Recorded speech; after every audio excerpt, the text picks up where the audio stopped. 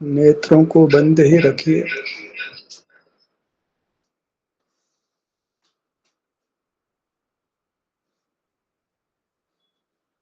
नेत्रों से बाहर का वर्ण का ज्ञान होता है और वर्ण रूप पदार्थ सुख रूप नहीं होते।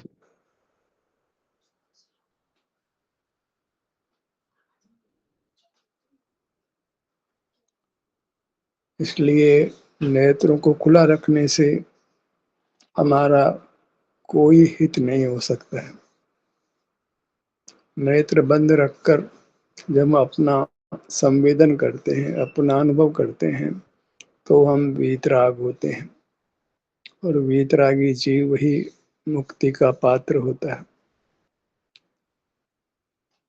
राग रागी बनता है और वीतरागी छूटता है। जब ज्ञान रूप से प्रवर्तते हैं तो राग प्रवर्तता है और बंद होता है। जब संवेदन रूप से प्रवर्तते हैं तो वीतराग होते हैं और कर्म से छूटते हैं। इस प्रकार ज्ञान और संवेदन, ज्ञान और अनुभव, ज्ञान और दर्शन में स्पष्ट भेद विज्ञान होना आवश्यक है। निर्दोष भेद विज्ञान, निर्मल भेद विज्ञान, स्पष्ट भेद विज्ञान और निशंक भेद विज्ञान। ज्ञान पराधीन है, दर्शन या संवेदन स्वाधीन है। ज्ञान त्याज्य है, दर्शन ग्राह्य है। मनुष्य होते हैं तो ज्ञान शक्ति भी विकसित मिलती है, बस उससे भेद विज्ञान करना चाहिए। इससे अधिक ज्ञान का कोई लाभ नहीं। जो ज्ञान में स्थिर होता है वह एक केंद्रीय पर्याय को प्राप्त करता है। जो संवेदन में स्थित होता है वह मोक्ष को प्राप्त होता है।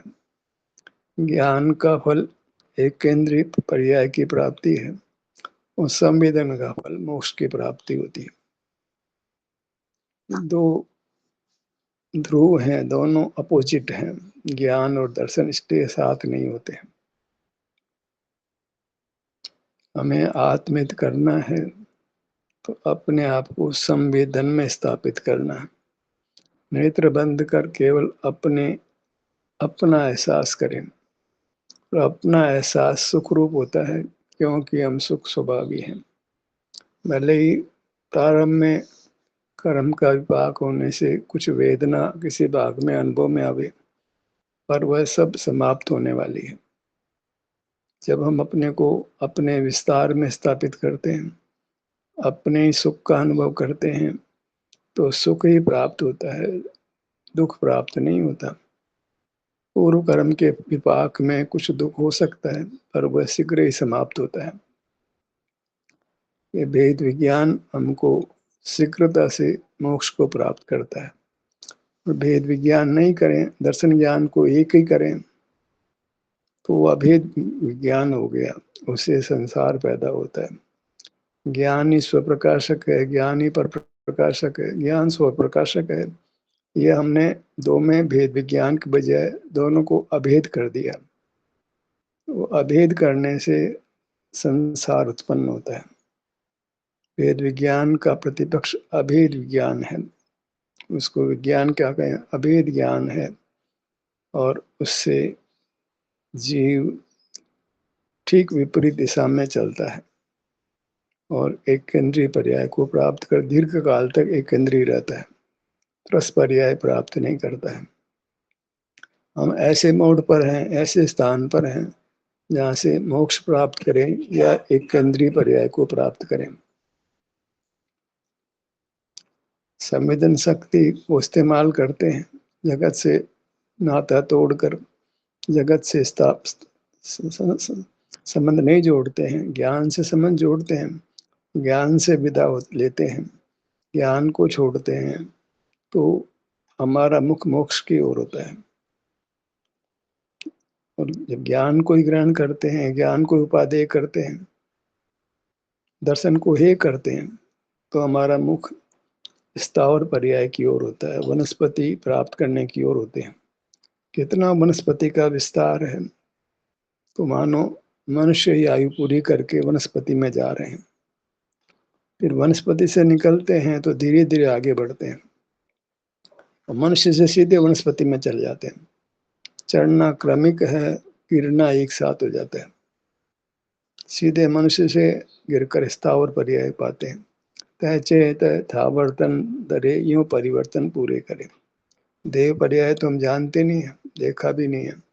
मनुष्य पर्याय देख रहे हैं, तो मनुष्य पर्याय से जय करके जीव स्थावर पर्याय को प्राप्त करता है। कब?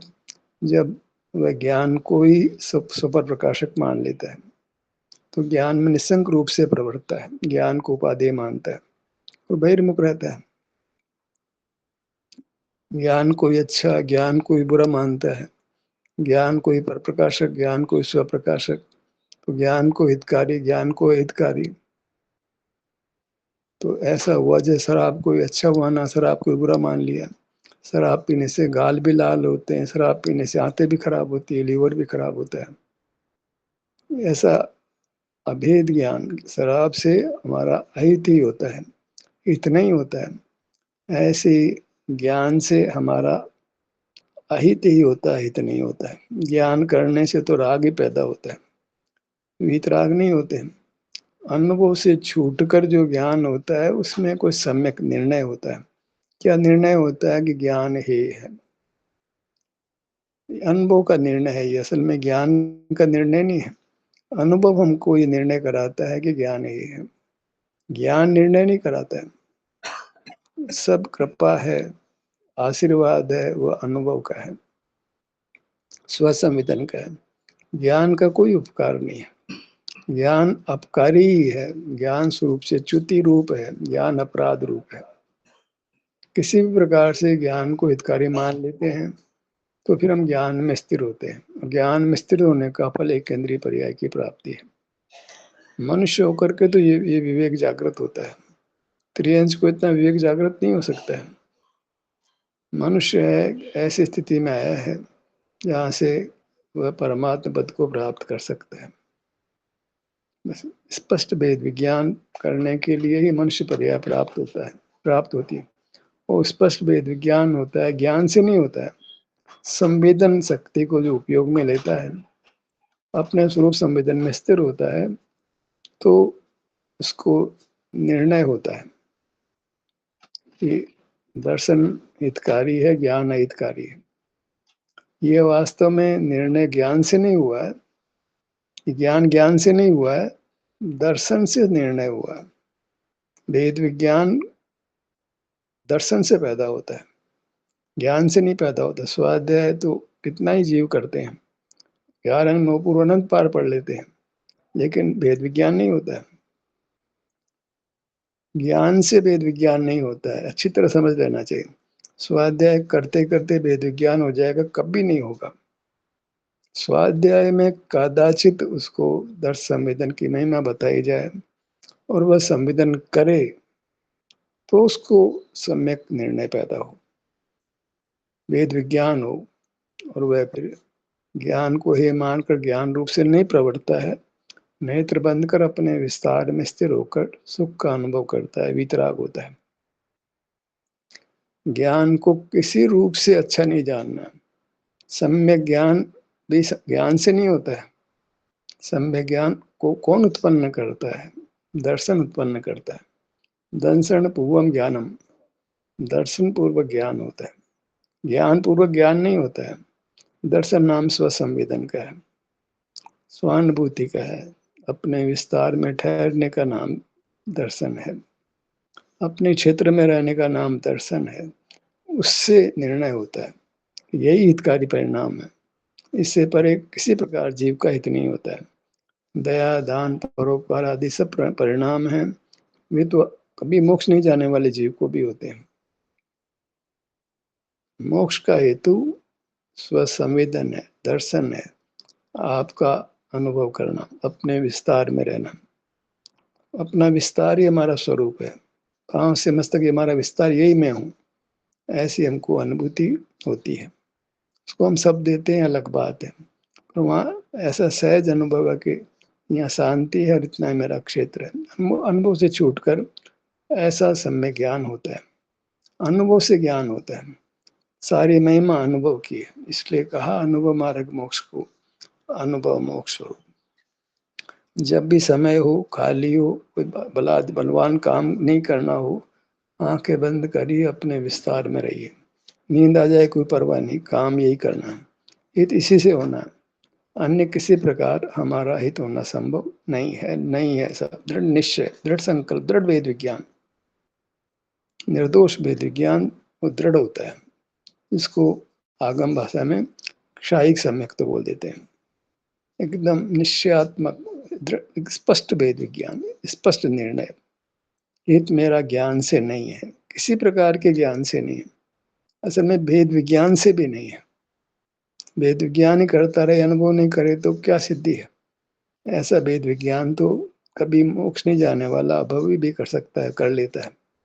द्रव्य लिंग को भेद विज्ञान होता है, अनुभव नहीं होता है। शब्दात्मक भेद विज्ञान होता है, तोते की तरह रट लेता है। यहाँ तोते की तरह रटना नहीं है, यहाँ आचरण अपेक्षित है, और आचरण नाम स्वसंवेदन का है।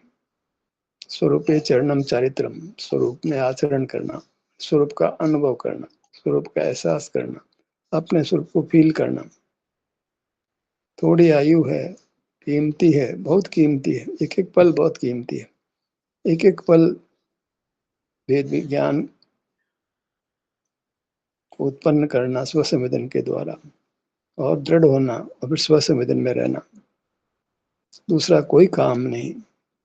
तो आवश्यकताएं भी कम हो जाती है, पराश्रय कम हो जाता है, फिर आपके आप अनुभव रूप रहता है।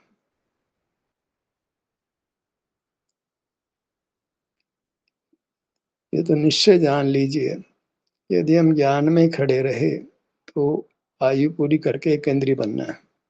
ज्ञान में आना अलग बात है, पर ज्ञान में भय पैदा नहीं होना, ज्ञान के प्रति हेतु नहीं होना, ज्ञान को स्वभाव मानना, ज्ञान को उपादेय जानना, वहां तो निश्चित ही उल्टे रास्ते चल पड़ा है। सारा जगत यही तो कर रहा है। ज्ञान को उपादेय मानता हुआ वह मनुष्य पर्याय से च्युत होकर के स्थावर बनता है। कैसा कीमती मनुष्य पर्याय का एक, उससे यात्रा पूरी करता है संसार की। एक परावर्तन पूरा हो गया समझो। एक केंद्र से निकला, चढ़ते चढ़ते मनुष्य पहुंचा, और मनुष्य से धड़ाम से गिरकर एक केंद्र वापस पहुंच गया, फिर वापस धीरे धीरे आगे बढ़ता है। नुकसान जबरदस्त, फिर धीरे धीरे उसकी रिकवरी होती है, संगीत पंचेंद्रिय बनता है, फिर वापस एक इंद्रिय बनता है। ऐसा परावर्तन होता है, धीरे धीरे चढ़ना, फिर वापस वहीं से स्टार्ट करता है जहां से चढ़ना शुरू किया था। इस हेतु से उसने मनुष्य पर्याय पाने का फल प्राप्त नहीं किया। मनुष्य पर्याय इंद्रिय सुखों के लिए नहीं था।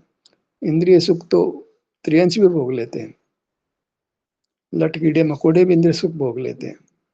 ज्ञान उनको भी होता है। शारीरिक शक्ति चीते को, हाथी को, शेर को, घोड़े को बहुत मिल जाती है। उससे क्या होता है, ज्ञान तो और बल तो पुद्गल में मनुष्यों से, जीवों से कहीं ज्यादा देखा जाता है। और भगवान के पास तो इंद्रियां ही नहीं है, शरीर में तो ज्ञान बल बिल्कुल ही नहीं है। वे ही परम सुख का अनुभव करते हैं। हमें सुख चाहिए कि ज्ञान चाहिए, ऐसा हमको निर्णय करना ही होगा, और इसमें देर नहीं करना है। देर का नहीं करने का कारण क्या है कि कोई ठिकाना नहीं अगले समय मनुष्य रहे कि नहीं रहे। और अगर भेद विज्ञान नहीं किया, स्वसंवेदन नहीं किया, तो कहते हैं चैथावर्तन धरे, आप स्थावर बनोगे। देव पर्याय से गिरना ऐसा नहीं लेना, मनुष्य पर्याय से गिर करके स्थावर होता है। उत्थान की चरम सीमा देवगति नहीं है, उत्थान की चरम सीमा मनुष्य पर्याय पाना है। हमने उत्थान की चरम सीमा पाई है, यहाँ से मोक्ष जाते हैं, देवगति से मोक्ष नहीं जाते हैं, मनुष्य पर्याय से मोक्ष जाते हैं। तो मनुष्य पर्याय उत्थान की चरम सीमा हमने प्राप्त की, जहाँ से एक कदम आगे बढ़ते हैं और मोक्ष मिलता है। या मनुष्य पर्याय से स्पष्ट भेद विज्ञान, निर्मल भेद विज्ञान, इसको शास्त्रीय भाषा में क्षयिक सम्यक तो कहते हैं, जो कभी नाश को प्राप्त नहीं होगा। ऐसा अटूट निर्णय हो गया, अक्षय निर्णय हो गया, मुझे ज्ञान नहीं चाहिए, मुझे स्वसंवेदन चाहिए, किसी प्रकार का ज्ञान नहीं चाहिए। वेद विज्ञान भी करना नहीं होता है, उससे काम नहीं बनेगा, अनुभव से काम बनेगा। अनुभव वेद विज्ञान को उत्पन्न करता है, एक माइलस्टोन की तरह आता है, लेकिन वो भी वृद्धि है। उसको काम में नहीं लेना, उसको बांटना नहीं है, सारी दुनिया को बताना नहीं है, उसका फल हमने खुद भोगना है, खुद अपने अनुभव में चले जाना। मौन रहकर, कोई अंतर में विकल्प नहीं, बाहर में बोलना नहीं, बिल्कुल स्थिर हो बैठो अपने धाम, नेत्र बंद करो, अपना एहसास करो, अपना अनुभव करो, तब तो मनुष्य जन्म पाना सार्थक होता है। अन्यथा क्या बताया जाए, अन्यथा तो दुर्गति है। मिथ्या ज्ञान के साथ क्या होना है, संसार ही पनपता है। और मनुष्य पर्याय से तो संसार का मतलब एक केंद्रीय पर्याय पाना है।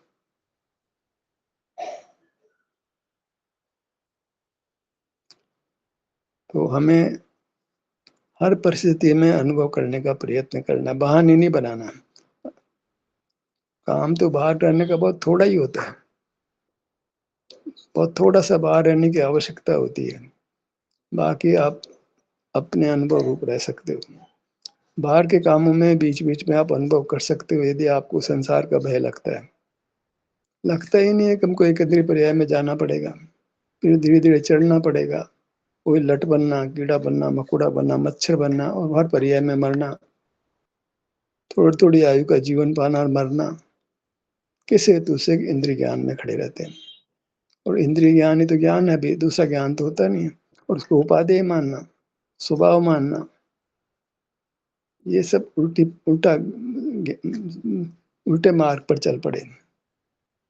अभेद विज्ञान कर लिया, ज्ञान दर्शन को एक कर दिया, दर्शन को जाना ही नहीं, ज्ञान से सब कल्याण मान लिया, जो ज्ञान अहितकारी है उसको हितकारी मान लिया, और प्रबलता से मान लिया, निश्चय कर लिया दृढ़ से।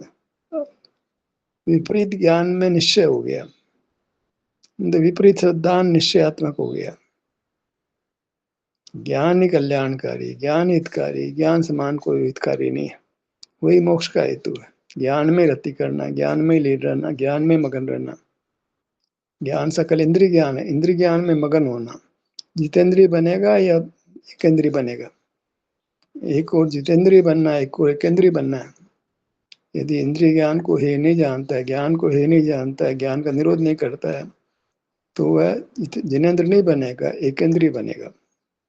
ज्ञान में दोष ही नहीं लगता है, तो निशंक रूप से ज्ञान में प्रवृत्ता हुआ वो अपने संवेदन शक्ति को खोता हुआ एक केंद्रीय पर्याय में उत्पन्न होता है। सीधे फिर मनुष्य नहीं बनता है, भले आगम कुछ भी कहता हो। उत्थान क्रमिक होता है, धीरे धीरे होता है, धीरे धीरे गिरता चढ़ता, गिरा चढ़ता, दो इंद्रिय से एक इंद्रिय वापस हो जाए, तीन इंद्रिय बने फिर वापस दो इंद्रिय हो जाए, दो इंद्रिय से एक इंद्रिय हो जाए, फिर सीधा चढ़े ही नहीं है, फिर ऊपर नीचे हिंडोले खाता हुआ बहुत दुर्लभता से मनुष्य होता है। एक इंद्रिय से असंगी पंचेंद्रिय पर्याय तक बहुत ऊपर नीचे, बहुत ऊपर नीचे, बहुत ऊपर नीचे, बहुत ऊपर नीचे झूलता ही रहता है।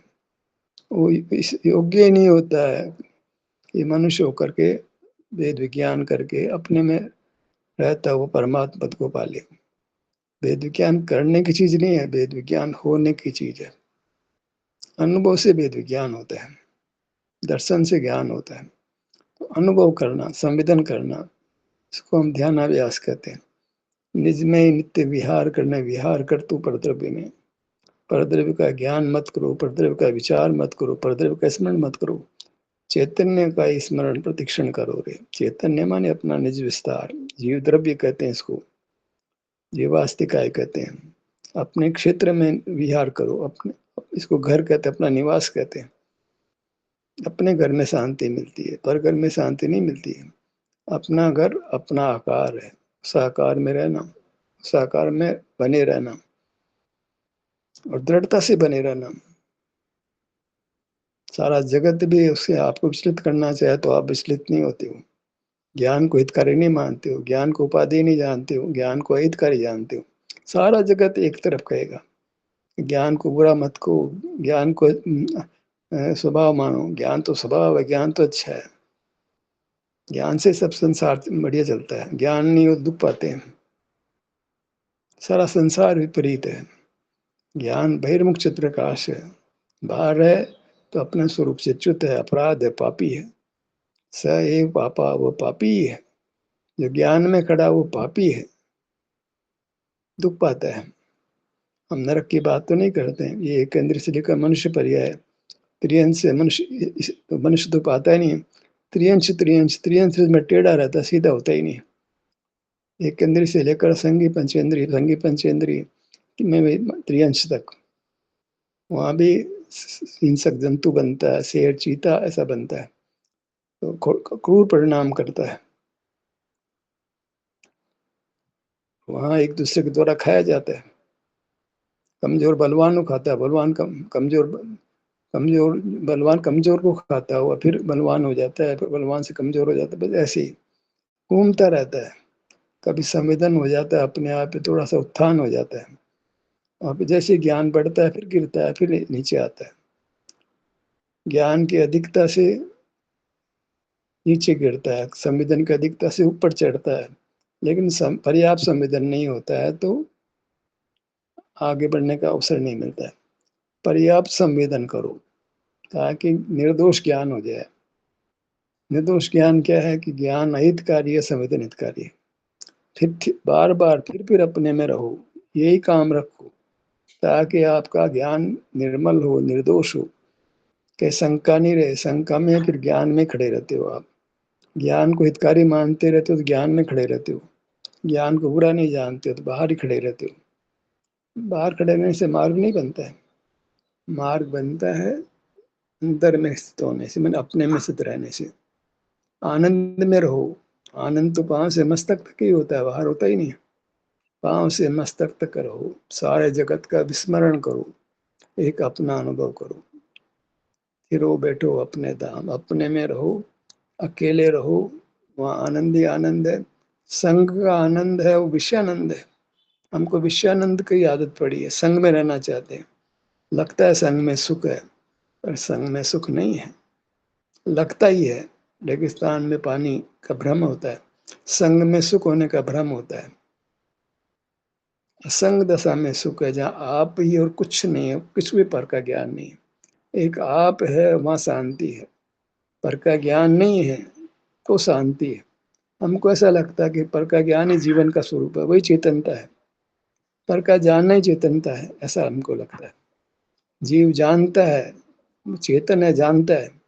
और चेतन का अर्थ जानना नहीं है, चेतन का अर्थ चेतता है, अनुभव करता है, दर्शन करता है, संवेदन करता है। चेतन का अर्थ ये होता है, चेतता है मानी संवेदन करता है, दर्शन करता है, अनुभव करता है, एहसास करता है। ज्ञान नहीं है, चेतन का अर्थ ज्ञान नहीं है। ज्ञान चेतता नहीं, अनुभव नहीं करता है। ज्ञान तो पदार्थों को जानता हुआ शुष्क करता है, जीव को आकुल व्याकुल करता है, राग में रखता है, दुख में रखता है, संसार में परावर्तन कराता है, परिभ्रमण कराता है। इसलिए स्पष्ट भेद विज्ञान, दर्शन ज्ञान का भेद विज्ञान, स्वपर का भेद विज्ञान। पर है, हे है, स्व है, उपादेय है। पर कोई भी हो, हे है अपना स्वरूप, जिसको स्व कहते हैं, उपादेय। ज्ञान दर्शन का भेद विज्ञान, स्वपर का भेद विज्ञान, और स्व में भी अपने विभाग पर्याय हैं, एक स्वभाव पर्याय उसका भेद विज्ञान। विभाव पर्याय अनंत प्रकार की है, स्वभाव पर्याय एक ही प्रकार की है। आनंद का अनुभव, शांति का अनुभव। अपने पर्यायों में, अपने परिणमन में भेद विज्ञान, विभाव स्वभाव का भेद विज्ञान, स्वपर का भेद विज्ञान, ज्ञान दर्शन का भेद विज्ञान, ये सब अनुभव से होता है। अनुभव से फिर जीव अत्यंत निर्विकल्प होता है, वीतराग होता है, कर्म बंधन से रहित होता है, कर्म निर्जरा करता है और मोक्ष को प्राप्त कर लेता है। ध्यान का सत्र यही समाप्त होता है। आपकी सहभागिता के लिए धन्यवाद।